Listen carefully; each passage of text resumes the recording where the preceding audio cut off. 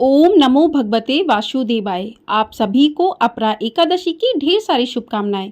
आप सभी पर भगवान विष्णु की और माँ लक्ष्मी की कृपा सदा सर्वदा बनी रहे। साल 2024 में अपरा एकादशी का व्रत 2 जून दिन रविवार को रखा जाएगा और अपरा एकादशी के दिन भगवान विष्णु और माँ लक्ष्मी का विधिवत रूप से पूजन किया जाता है। इस दिन जो भी भक्तजन व्रत करते हैं उनको अपरा एकादशी की व्रत कथा को भी अवश्य पढ़ना या सुनना चाहिए। तो आज की वीडियो में आप सुनेंगे अपरा एकादशी की व्रत कथा। जेठ मास के कृष्ण पक्ष की एकादशी तिथि को अपरा एकादशी कहा जाता है। इस दिन भगवान विष्णु माँ लक्ष्मी का विधिवत रूप से पूजन अर्चन करके उनकी कथा को पढ़ा या सुना जाता है। तो आज की वीडियो में आप सुनेंगे अपरा एकादशी व्रत की संपूर्ण कथा। तो वीडियो में बने रहिएगा और कथा को पूरा अवश्य सुनिएगा। तो चलिए अपरा एकादशी व्रत की कथा को शुरू करते हैं। किसी भी कथा को बीच में अधूरा नहीं छोड़ना चाहिए, इससे दोष लगता है। तो कथा को पूरा अवश्य सुनिएगा। तो सबसे पहले भगवान विष्णु माँ लक्ष्मी का पूजन करने के बाद आप हाथ में थोड़े से पुष्प और अक्षत लेकर अपरा एकादशी की व्रत कथा को अवश्य सुने। तो चलिए कथा को शुरू करते हैं। युधिष्ठिर कहने लगे कि हे भगवान, ज्येष्ठ कृष्ण एकादशी का क्या नाम है तथा उसका महंत क्या है, सो कृपा करके कहिए। भगवान श्री कृष्ण कहने लगे कि हे राजन, यह एकादशी अचला तथा अपरा दोनों नामों से जानी जाती है। पुराणों के अनुसार ज्येष्ठ कृष्ण पक्ष की एकादशी अपरा एकादशी है, क्योंकि यह अपार धन देने वाली है। जो मनुष्य इस व्रत को करते हैं वे संसार में प्रसिद्ध हो जाते हैं। इस दिन भगवान त्रिविक्रम की पूजा की जाती है और अपरा एकादशी के व्रत के प्रभाव से ब्रह्म हत्या, भूत योनि, दूसरे की निंदा आदि के सभी पाप दूर हो जाते हैं। इस व्रत के करने से पर स्त्री गमन, झूठी गवाही देना, झूठ बोलना, झूठे शास्त्र पढ़ना या बनाना, झूठा ज्योतिषी बनना तथा झूठा वैद्य बनना आदि सभी पाप नष्ट हो जाते हैं। जो क्षत्रिय युद्ध से भाग जाएं वे नरकगामी होते हैं, परंतु अपरा एकादशी का व्रत करने से वे भी स्वर्ग को प्राप्त होते हैं। जो शिष्य गुरु से शिक्षा ग्रहण करते हैं फिर उनकी निंदा करते हैं वे अवश्य नरक में ही पड़ते हैं, मगर अपरा एकादशी का व्रत करने से वे भी इस पाप से मुक्त हो जाते हैं। जो फल तीनों पुष्कर में कार्तिक पूर्णिमा को स्नान करने से या गंगा तट पर पितरों को पिंडदान करने से प्राप्त होता है, वही अपरा एकादशी का व्रत करने से प्राप्त होता है।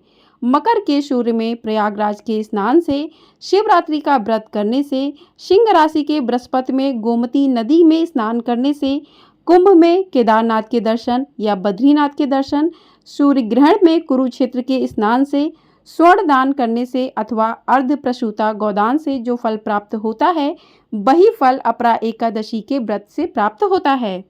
यह व्रत पाप रूपी वृक्ष को काटने के लिए कुल्हाड़ी है, पाप रूपी ईंधन को जलाने के लिए अग्नि, पाप रूप अंधकार को मिटाने के लिए सूर्य के समान, मृगों को मारने के लिए सिंह के समान है। अतः मनुष्य को पाप से डरते हुए इस व्रत को अवश्य करना चाहिए। अपरा एकादशी का व्रत तथा भगवान का पूजन करने से मनुष्य सब पापों से छूटकर विष्णु लोक को जाता है। इसकी प्रचलित कथा के अनुसार प्राचीन काल में महिध्वज नामक एक धर्मात्मा राजा थे। उसका छोटा भाई वज्रध्वज बड़ा ही क्रूर, अधर्मी और अन्यायी था। वह अपने बड़े भाई से द्वेष रखता था। उस पापी ने एक दिन रात्रि में अपने बड़े भाई की हत्या करके उसकी देह को एक जंगली पीपल के नीचे गाड़ दिया।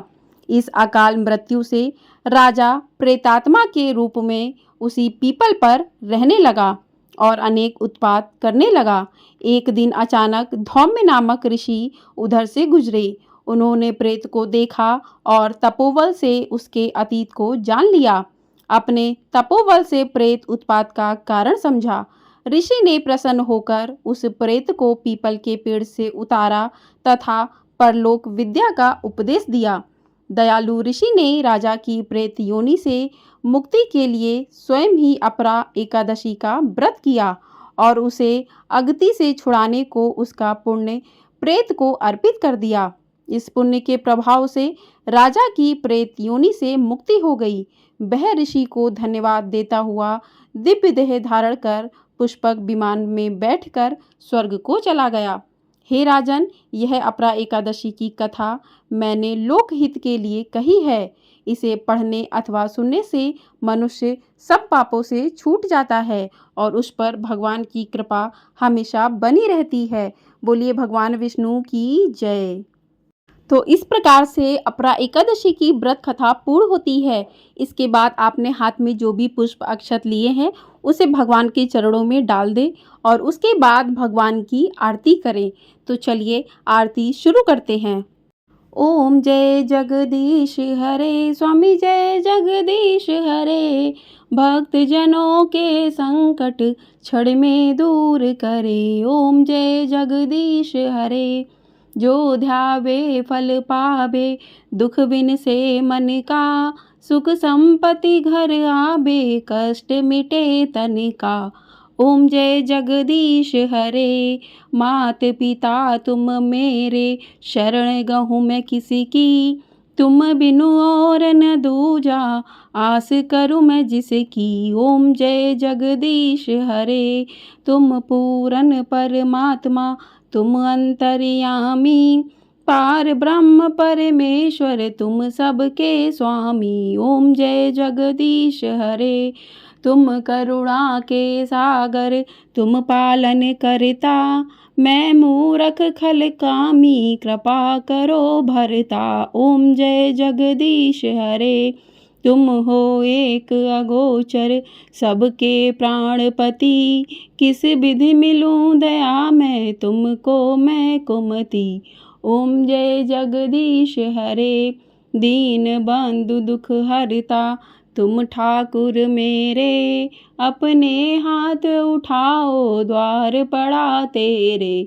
ओम जय जगदीश हरे, विषय विकार मिटाओ, पाप हरो देवा, श्रद्धा भक्ति बढ़ाओ, संतन की सेवा। ओम जय जगदीश हरे, तन मन धन और संपत्ति सब कुछ है तेरा, तेरा तुझको अर्पण क्या लागे मेरा। ओम जय जगदीश हरे, श्री जगदीश जी की आरती जो कोई नर गावे, कहत शिवानंद स्वामी, मन वांछित फल पावे। ओम जय जगदीश हरे, बोलिए श्री जगदीश जी की जय।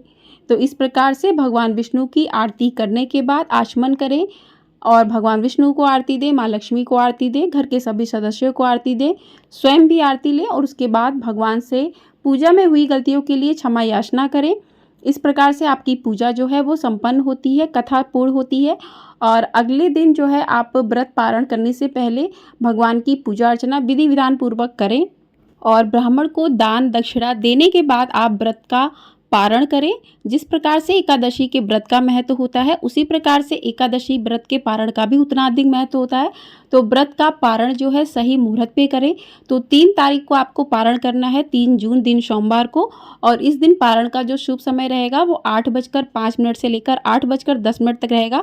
तो 5 मिनट का जो समय है उसी बीच में आपको अपने व्रत का पारण कर लेना है और पारण करते समय आपको इन बातों का विशेष ध्यान रखना है कि आपको प्याज लहसुन की चीज़ों से पारण नहीं करना है। तो आप पारण जो है भगवान के प्रसाद से कर सकते हैं, आप तुलसी दल जल से कर सकते हैं। भगवान इस प्रकार से आप पारण जो है व्रत का कर सकते हैं और भगवान से पूजा में हुई गलतियों के लिए क्षमा याचना करें। आप अपरा एकादशी का इतना अधिक महत्व होता है सनातन धर्म में कि इसको करने से व्यक्ति के जो समस्त पाप हैं वो नष्ट हो जाते हैं और व्यक्ति की सभी मनोकामनाएं पूर्ण होती है और अंत में भक्त को जो है मोक्ष की प्राप्ति भी होती है। अपार धन देने वाला अपरा एकादशी का व्रत करने से व्यक्ति की आर्थिक जो समस्याएं होती हैं उनसे भी छुटकारा मिलता है। भगवान विष्णु की जो कृपा अपने भक्तों पर हमेशा बनी रहती है। तो इस व्रत को पूरी श्रद्धा भाव से करें और भगवान विष्णु की आप सभी पर ज़रूर कृपा होगी। तो आपको हमारे चैनल पर जो है प्रदोष व्रत की कथा भी सुनने को अवश्य मिलेगी। तो वीडियो को लाइक कर दीजिएगा और चैनल को सब्सक्राइब नहीं किया है तो चैनल को भी सब्सक्राइब कर दीजिएगा। आपको यहाँ पर जो है कथाएं व्रत के शुभ मुहूर्त के बारे में जो है जानकारी मिलती रहेगी। और वीडियो पसंद आई हो ये वाली तो वीडियो को लाइक ज़रूर कर दीजिएगा और कमेंट बॉक्स में जय विष्णु ओम बृहस्पति नमः ज़रूर लिखिएगा। मिलते हैं अगली वीडियो में। तब तक के लिए आप सभी पर भगवान विष्णु का आशीर्वाद हमेशा हमेशा बना रहे।